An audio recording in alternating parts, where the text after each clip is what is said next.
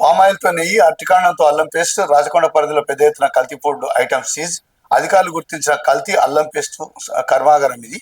Immunity boosters తయారీ. అదేవిధంగా ఎక్కడెక్కడ ఏం పట్టుకున్నారంటే ఎల్బీనగర్ జోన్ పరిధిలో నకిలీ నెయ్యి తయారు చేస్తున్న కేంద్రంపై 575 లీటర్ల కల్తీ నెయ్యి సీజ్ చేశారు. మహేశ్వరం మల్కాజిగిరి జోన్ల పరిధిలో 3946 కిలోల అల్లం పేస్టు.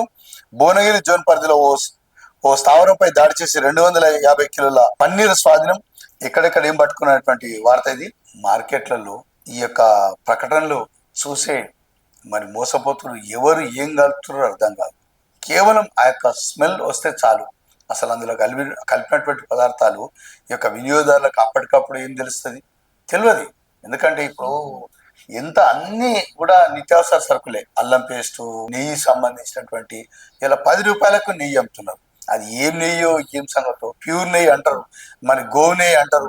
పెద్ద పెద్ద ఆవుకు సంబంధించినటువంటి బొమ్మ దాన్ని పెట్టి మరి 10 రూపాయలకి చిన్న చిన్న ప్యాకెట్లు అమ్ముతున్నారు. అసలు మార్కెట్లలో చూస్తే ఈ యొక్క ప్రకటనల బొమ్మలు చూసే కొనాలి కానీ ఇక వేరే బొమ్మనైతే లేదు. పసుపు బొమ్మను పెట్టుకుంటారు. అదేవిధంగా అల్లోవెరా కలబంద బొమ్మ పెట్టుకుంటారు. నిజంగా కలబంద ఉండదు. పసుపు దాంట్లో పసుపు ఉండదు.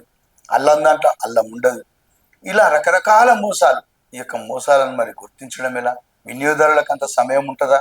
పాపం గరీబులకు ఎవరైనా కూడా ఇలా అల్లం పేస్ట్ ఇవ్వమంటారు. వాళ్ళు ఒక ఇస్తారు, వీళ్ళు తీసుకుపోతారు, వండుకుంటారు, తింటారు. కానీ మామూలుగా దాని మీద ఎఫెక్ట్ మరి ఏమాత్రం పడుతుంది? ఆ కల్తీ యొక్క కెమికల్స్ వాడడం వల్ల దీర్ఘకాలికంగా కానీ స్వల్పకాలికంగా కానీ ఆ తిన్న వెంటనే కాకుండా కొన్ని రోజులకు మొదలైనటువంటి యొక్క అనేకమైనటువంటి రసాయన మిశ్రమాలు. ఈరోజు టీ తాగాలంటే భయం వేస్తుంది మార్కెట్లో. దాంట్లోనూ ఏమో కలుపుతారు. ఒక దగ్గర బాగా టేస్ట్ అంటారు. ఆ టేస్ట్ గురించి ఎక్కడెక్కడ ఏమేమి ప్రయత్నాలు చేయాలో అన్ని చేసి వదిలిపెడతారు ఈ మార్కెట్లో. మరి ఎవరు ఈ యొక్క ఇన్స్పెక్టర్లు కానీ, ఈ యొక్క కల్తీకి సంబంధించినటువంటి ఫుడ్ ఇన్స్పెక్టర్లు కానీ మరి పర్యవేక్షణ మాత్రం ఇటువంటి విషయంలో కూడా ఏమాత్రం అజాగ్రత్త ఉండొద్దు. ఇది ఇమ్మీడియట్గా చర్య తీసుకోవాల్సిన అవసరం ఉంది.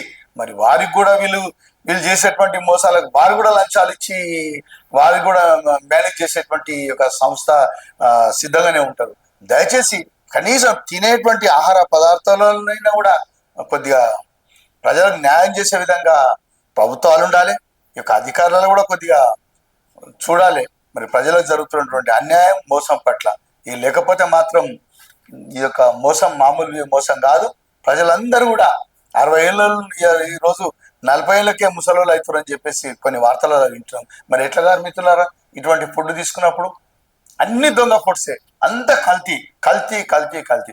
కల్తీలో మనం ఉన్నామా, మనం కల్తీలో ఉన్నామా అటువంటి అర్థం కాని ఒక $1 మిలియన్ ప్రశ్న. ప్రజలకు కూడా సమయం ఉండదు. ఉరుకుల పరుకుల జీవితం, ఎవరి బిజీ వారిది. తస్మాత్ జాగ్రత్త ఈ విషయంలో ప్రజలారా. మరి మీరు కూడా కొద్దిగా ఒక క్షణం ఆలోచన చేయండి. ఏ కంపెనీ ఏం సంగతి అనేటువంటి విషయం కూడా మీరు కూడా తెలుసుకోండి. మరి అధికారులు కూడా పాపం వారికి కొద్దిగా నిజాయితీగా పనిచేయాలని చెప్పేసి ఈ సందర్భంగా గుర్తు చేస్తాం.